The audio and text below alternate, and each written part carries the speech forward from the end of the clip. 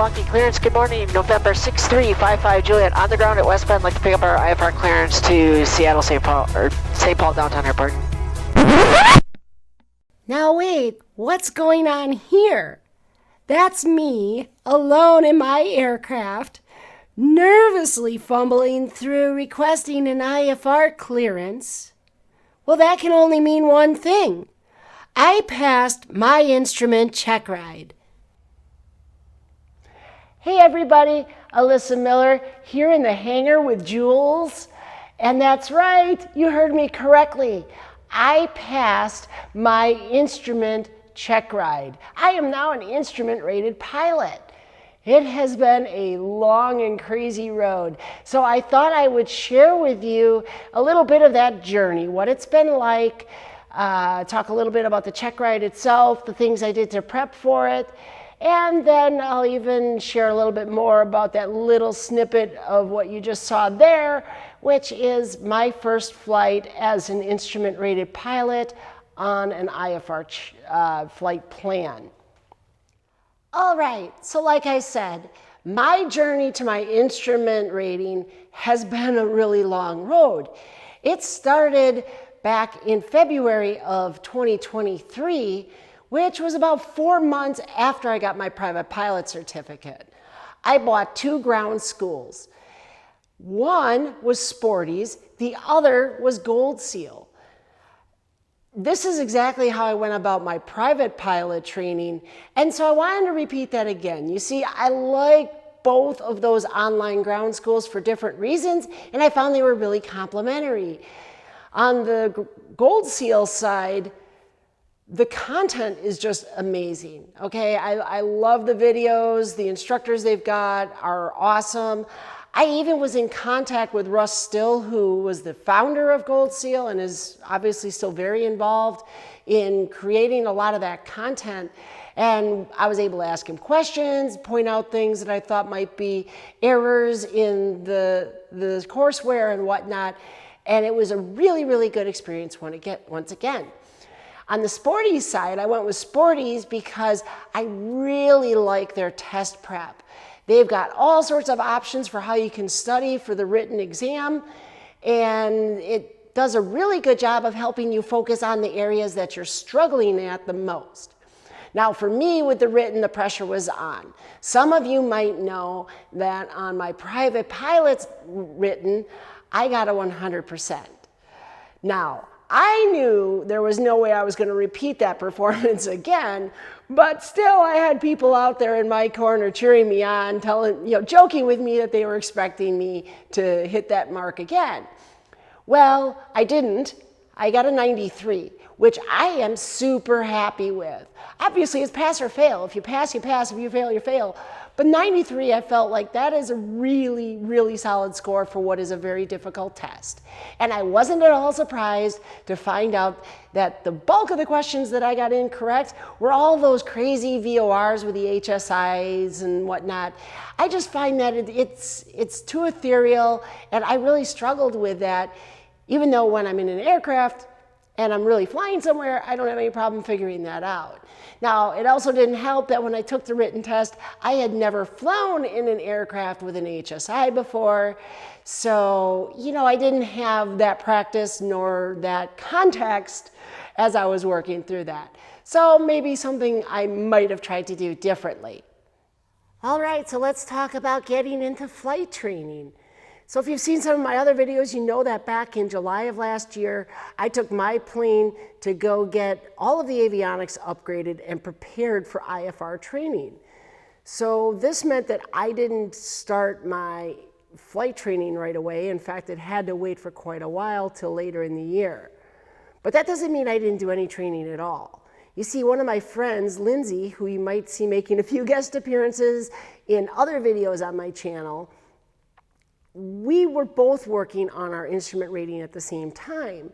So we decided to go out flying together to build up some of that required simulated instrument time.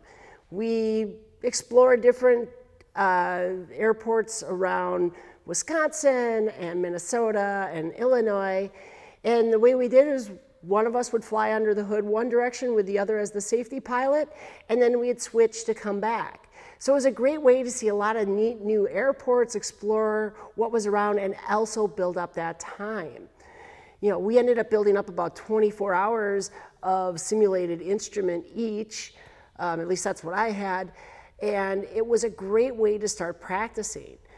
We were even able to do some approaches. At one point, we rented a Warrior that was very similarly equipped to what I was putting in my aircraft, so I was able to practice some approaches on that with equipment that would be similar to what I'd be dealing with in the long term. Another thing that I did that I would highly recommend, and this was an idea that I got from one dull geek, and I'll put a link to his channel down in the description. And that was to go out, and even when I was flying alone, to still request and fly practice approaches visually. So after I got my plane back, I had all these great new avionics I needed to learn, and I figured it would be a really good idea to tackle that by just doing that while I'm still flying visually. So when I'd fly to different airports, I'd ask for an approach, or if it was non-towered, a lot of times I'd just fly them on my own. But that gave me the opportunity to get used to all of the the buttonology, as they call it, how to program the GPS, how to work with the different instruments. It also got me more used to talking to air traffic control, copying and repeating back a PTAC, those types of things. It was invaluable because this way I had all of that learning out of the way when I started training with a flight instructor. So it really wasn't until almost November that I started talking to and working with a flight instructor. Now, some of that was because I had some health delays. I had a breast cancer scare that required some surgery in October.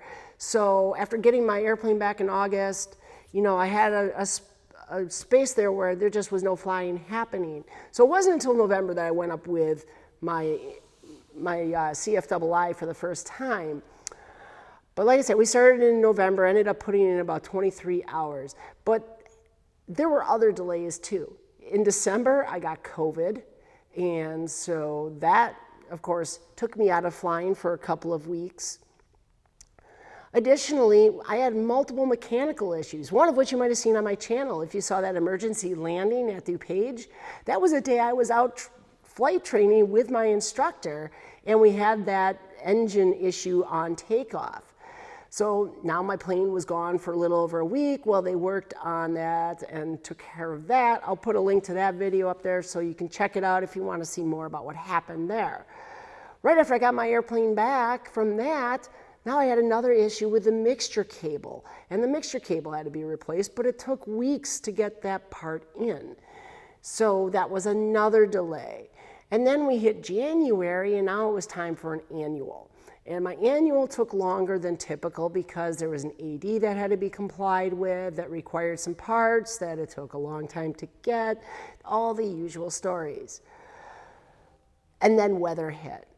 Now we're into January and February in Wisconsin, and of course the weather is unpredictable. And we had some terrible stretches where for a week or more it just wasn't flyable. And it didn't help that my CFII operates out of a different airport that's really close to the lake and has particularly bad weather as a result. Even when it would be much better conditions here at my airport, her airport would be socked in, and I still couldn't go flying with her on those days. So all of this, caused delays throughout the training.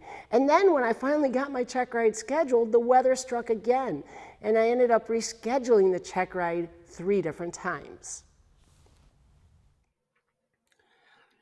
So in addition to these more traditional forms of flight training, there are some other sources of information that I found very useful in my instrument training, and I want to share those with you. Let's start with YouTube. We're probably all aware that there is a ton of content out there from many different creators in the aviation world. And there's a couple channels in particular that I found useful. The first is FlightInsight from Dan George. Now, he runs FlightInsight Ground School, and he makes some of that content available for free on YouTube. Now, I'm not signed up for his ground school, but if the YouTube content is any indication, it's definitely worth checking out. He's got a lot of great content out there specifically related to IFR flying. He uses Microsoft Flight Simulator quite often to demonstrate different concepts like approaches or flying an instrument departure or flying a standard arrival. So be sure to check that out. The second channel is one that I've become aware of more recently, and this one I'm going to be watching for years and years to come. It's called AeroSafe, and it's Erica Gilbert who focuses on safety specifically related to weather in particular. She does a lot of videos going through the various weather products that are available to us as pilots, looking at current conditions and describing what is going on, the various weather phenomena, what's causing it in terms of different frontal systems and high and low pressure areas and things of that nature. She tells you how you can read those charts and know what to expect. So that's a great channel. At the end of the day, weather is probably one of the most important aspects of IFR flying. The third channel is Lewdix. If you're not familiar with Lewis Dixon and his channel yet, be sure to check him out. He's an instructor based in Florida. He did some time with an airline, then decided to focus more on instruction. And since doing that, he's been creating quite a bit of instrument content in particular. So that was well timed for me to be working on my instrument rating. I love his content because he's always having fun. He and his students are always laughing and just having a good time. He brings the fun to aviation. So check him out. And then finally, there's TheFinerPoints. I watched a lot of Jason Miller's content in my private pilot training, and well, he's got a lot of great instrument content out there too. So I came right back to him again, and I definitely recommend you check him out. He's got some drills and other things that you can do. You can have your instructor do with you that'll really help you when it comes to training for instrument flight. Now, I'll put links to all of those down in the description, of course. I'm not a big podcast person, but there's also a couple podcasts that I need to mention because they've been invaluable to me as an instrument pilot. The first, and I feel like this podcast should probably be mandatory for anyone who wants to get their instrument rating or has their instrument rating. It's called Opposing Bases. And these two guys are both pilots and controllers. So they're able to bring a lot of perspective that bridges that gap between what the pilot sees and what air traffic control sees and help each other understand why certain things happen the way they do, why controllers and pilots react the way they do, and how we can work together better. They've got over 320 episodes as of this recording, and the amount of content that they put out there is just so helpful to not just being able to pass a check ride, but to really be able to operate day to day in the national airspace, or NAS. In fact, I got a couple nuggets of information that I was able to share with both my instructor and my DPE that they weren't aware of. So consider that. The other podcast is the Midlife Pilot Podcast. Ben, Brian, and Ted do a great job of presenting the perspectives of people in midlife who are just starting to get into aviation, tackling their various certificates and so forth. But what's really helpful about this podcast is their Discord. As a Patreon subscriber, I get access to their Discord community, and that is what I have found most invaluable about Midlife Pilot. It's this wonderfully supportive community where people are not judgmental, they're not rude or jerks like I've run into in other aviation groups. Everybody is there to help each other, to share information, to share experiences, to ask questions, to answer questions.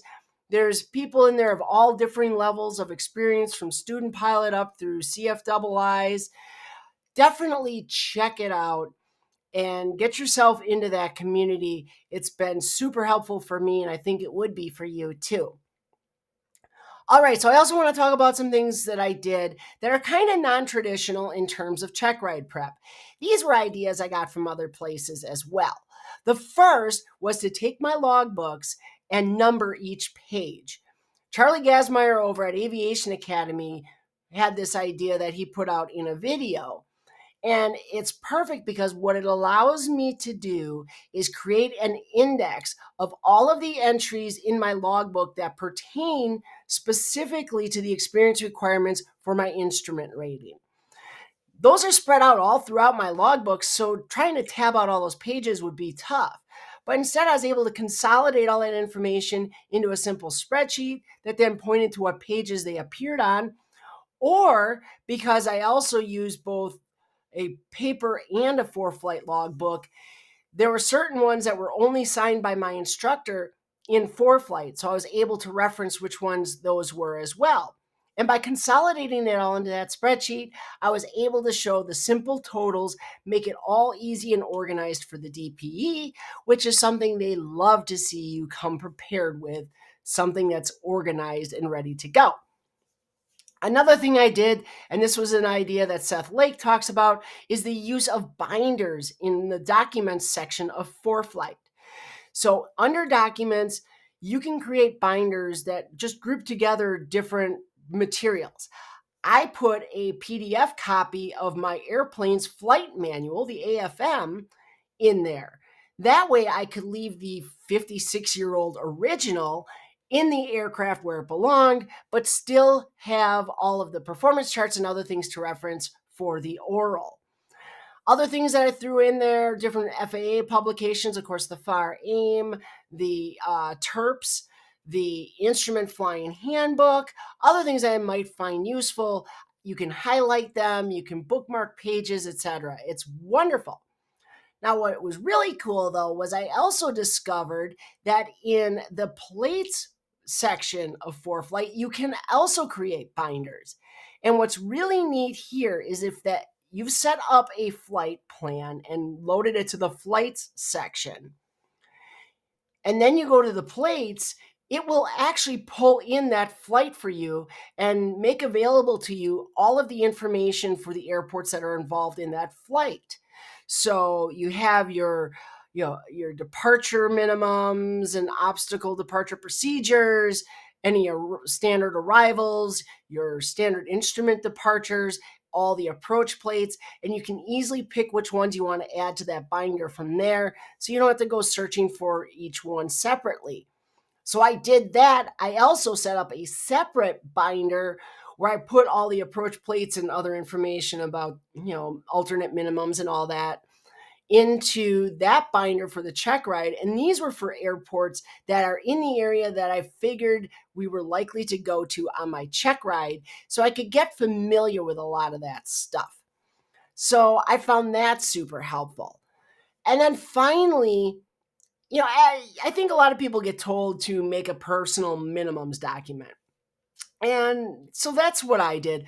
But this is an idea I got from, again, Midlife Pilot Podcast Discord group. A number of us put together our minimums and we shared them with each other so that we could keep each other accountable and learn different ideas from each other. So where a lot of times personal minimums, we think about weather conditions, right? We think about ceilings and winds and things like that. Well, what we've started to do now is include a lot of other information, things that are maybe a little less obvious. For instance, for VFR flying, so I've got VFR and IFR minimum information in there. For VFR flying, one of my rules is if I'm going to do VFR over the top, I'm going to go above the clouds on a VFR, flight. My rule is I will not pass a hole in the clouds unless I can see that next hole up ahead. And the reason for this is how I keep myself from getting caught and stuck above the clouds, where maybe I turn back and go looking for that hole that I passed, but now it's closed up.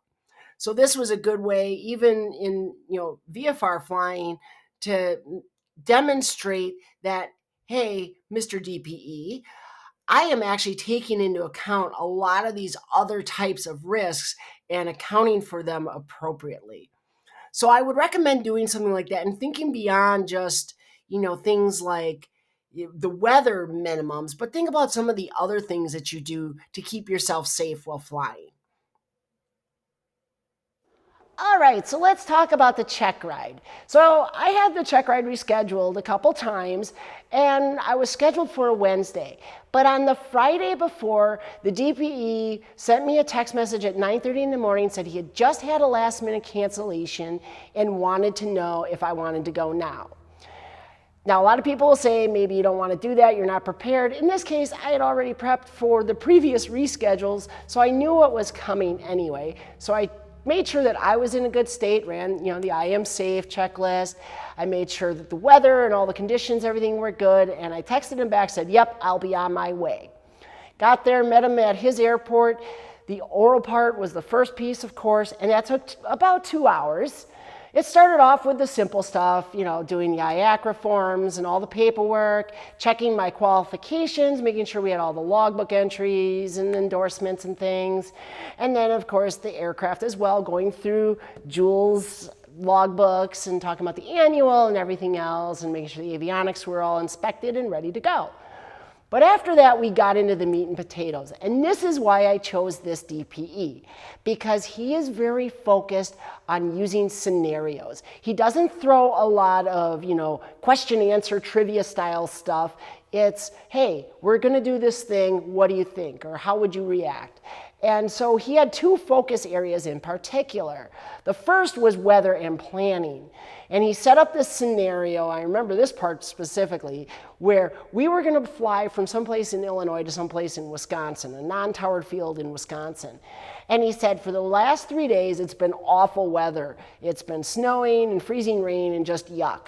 But now today that we're ready to fly, it's gorgeous out, the sun is out, there's no clouds, there's nothing to worry about, nothing on the forecast. Would I go? I felt like I was getting set up. So I started walking through, all the things I would check and whatever. And he said, all right, so would you go? And I said, yeah, I think I would. And he says to me, he goes, I wouldn't. And now I'm like, okay, what am I missing? And then it hit me. I'm like, oh, what about calling ahead to get an idea of the field conditions at the airport? Maybe get a runway condition report? And that was what he was looking for. And it was such a great idea because you talk about practical to daily flying. Yeah, the weather was cleared up, but that's no guarantee that the runways have been cleared at the airport, especially a non-towered field where the ATIS definitely isn't, there is no ATIS, it's an AWOS, and it's not going to have a runway condition report. So maybe a good idea to call ahead. And that's how he does things. So the other area of focus was systems. And this I really appreciated because instead of your standard questions about, well, what happens if your pitot tube gets plugged or, what happens if you lose power? He asked questions that were really very specific to my advanced avionics and what the various failure conditions would be. So, one scenario he brought up, I'm flying along and all of a sudden there's red X's on the altitude tape and the airspeed tape. What do I know just happened? It's like, okay, well, that's probably a failure of the air data computer. So we did things like that, and we got really deep into talking about all the more advanced primary flight displays and all of those features that are specific to my aircraft, the things that I need to know to be safe in this plane now that I've got all that good stuff in there. So we got through all of that, and I just really liked that he focused on that practicality. But then he said, let's go play in the skies. Time to go flying. So the flight portion took barely over an hour. Another thing I really like about this DPE is he's very efficient. And so, we planned out that obviously he would simulate air traffic control because we were at a non-towered field and we were just going to fly into other non-towered fields. So on the ground, I simulated getting a clearance from him, taking off, contacting him once I was in the air. Started on our way, and then he had me give him first he vectored me towards an ILS that we were going to fly. And he said, why don't you give me the controls and you can get the avionics set up and brief the plate. Okay, well, boy, we're starting off with easy mode, I thought to myself. So I started programming the GPS. He's got the controls, and I, look down and I start to brief the plate, and suddenly he pulls back the throttle and says, I think you need to take the controls. I don't know what's happening here. And so of course I look up at the instruments and I can see that we're nose up, and he just had pulled the power, so of course this is the first unusual attitude recovery. So, brought the nose down, leveled the wings, entered power, okay. So now he says, all right, go back, finish briefing the plate. Okay. Well, a few moments later, and I kind of knew this was coming at this point, he gives me the controls again, and I look up, and now we're nose down in a turn. The other unusual attitude recovery. So we did that recovery. And I just thought that was really genius because, again, more practicality. That's how you're going to encounter those things in real flying. You're going to be heads down, setting up your plate or you're programming the GPS, and you're going to get distracted, and that's when unusual attitudes happen. All right, so we're done with that. It keeps vectoring me towards this ILS. And this was the one point where I thought I got closest to potentially busting the check ride. And that was as he's vectoring me into this ILS. So I don't know if he did this intentionally or not, but he gave me the last intercept vector with the PTAC really close to both the final approach fix where I need to intercept the glide slope and, of course, the final approach course. So I'm looking at this now. I've got I've got this situation, and it's like, all right, I really need to configure for landing before I get to the final approach fix because that's in the ACS. So I started doing that, putting in flaps, gumps check, all the stuff, and before I knew it, I had flown right through the final approach course. Thankfully, I caught it in time and got corrected. And he even said, "Boy, I was wondering if you were going to catch that. I was about to say something." So that was the closest I got to missing anything badly enough to fail. But thankfully, I caught it.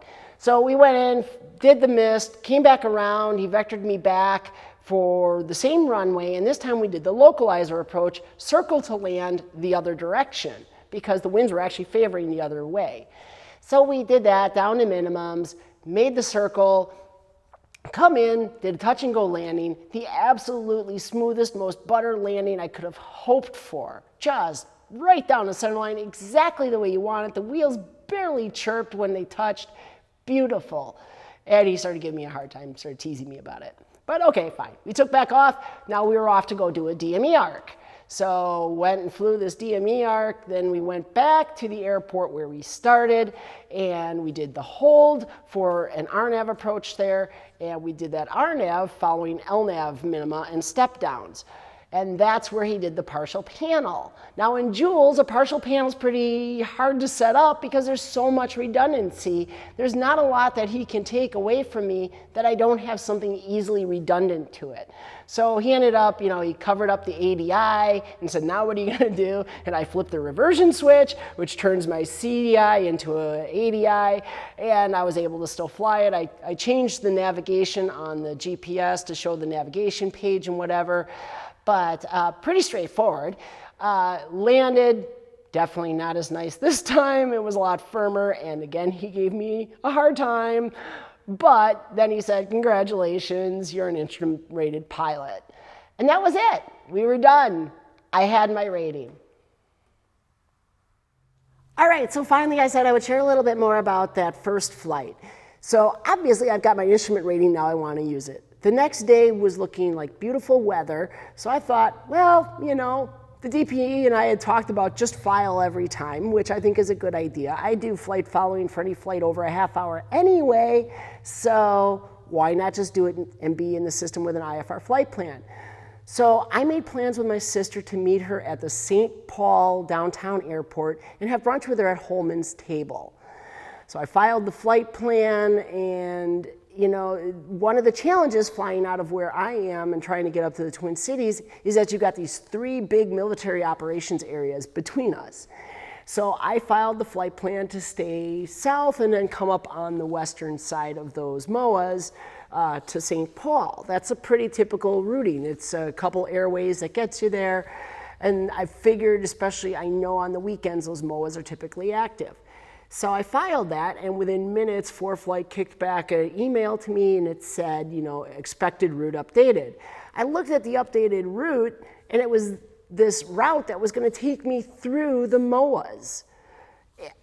So I'm looking at that and I was like, well, thinking maybe the MOAs aren't going to be active. And I could see why it rerouted me, because it put me on a standard arrival, a star, to get into the Twin Cities area. So I figured maybe that was the thing. And I figured, okay, we'll see what happens in the morning. Well, then the next morning I got up to take this flight and I look, and sure enough, the MOAs are active. So I was pretty confident I wasn't going to get it. So, you know, I went to the airport, got ready, pulled out there, and then that's where we pick up what you saw before. Milwaukee clearance, good morning. November 6355 Juliet, on the ground at West Bend, like to pick up our IFR clearance to Seattle, St. Paul Downtown Airport. 6355 Juliet to Roger. I'm going to have a new route around some military airspace, so give me a few minutes and I'll get back to you. Wilco 55 Juliet.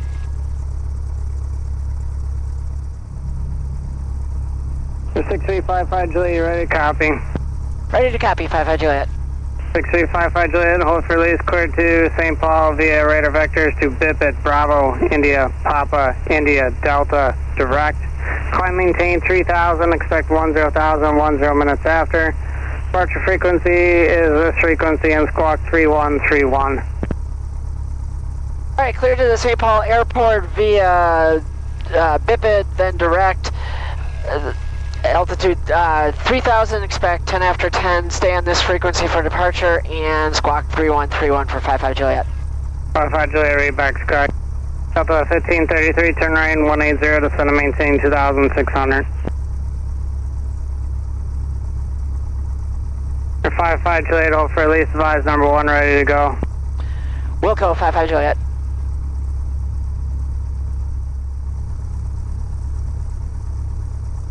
Milwaukee 55 Juliet, we are number 1 and ready to go, runway 6 at West Bend. 55 Juliet, entering controlled airspace, fly the runway heading, release for departure. All right, fly runway heading and release for departure, 55 Juliet.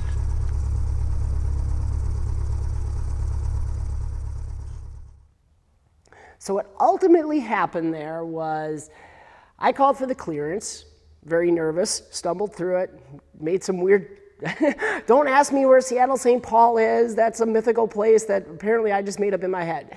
But anyway, you know, he gave me a completely different route, and it took me north of the MOAs. But when I looked at it, I could see it was going to actually clip the upper corners of the two westernmost MOAs, and I thought that was kind of interesting. So I took off, and sure enough, in flight, and this is where now a friend of mine described this as baptism by fire for IFR. You know, I started getting, you know, additional fixes from ATC. So I made the turn at BIPID, as you saw in the clearance. And, you know, Minneapolis Center reached out and said, hey, want to have you add another fix to your route to avoid some military airspace, go direct Maxima. So I added that. So that meant I had to, you know, go into the GPS and, you know, in flight, make that little bit of a reroute. Well, then after I hit Maxima, they came back again and said, well, we need to route you around some sky jumping activity, so go direct to Bittler. All right, so got to do that again, enter another thing into the GPS. So that was kind of interesting, you know, no big rerouting, but it was, you know, having to make some of those changes, quote unquote, on the fly. So that was good experience. So landed, had a great brunch with my sister, and then filed a flight plan to take back off, which was basically the opposite of what I had filed to come up, you know, so staying west and south of the MOAs. Well, again, I got a quick email right back, said, you know, expected route has changed, here's your expected route. And it wasn't really much different, but now it was flying a standard instrument departure. And the transition on the instrument departure was the Dells VORTAC, which ultimately was on my original route anyway. So, all right, this would work out. But this was the first time I'd ever flown a standard instrument departure. SIDs just aren't something that's really common around here for piston aircraft, so we never really got to practice flying any of those in my training. So again, kind of a baptism by fire thing. I got to fly my first SID. Now it's pretty simple. It was just climb to 1,400 feet, get radar vectors to the first fix, then a series of fixes that ultimately took me down to the Dells VORTAC. But it was great to, actually be able to exercise the privileges of, being an IFR pilot.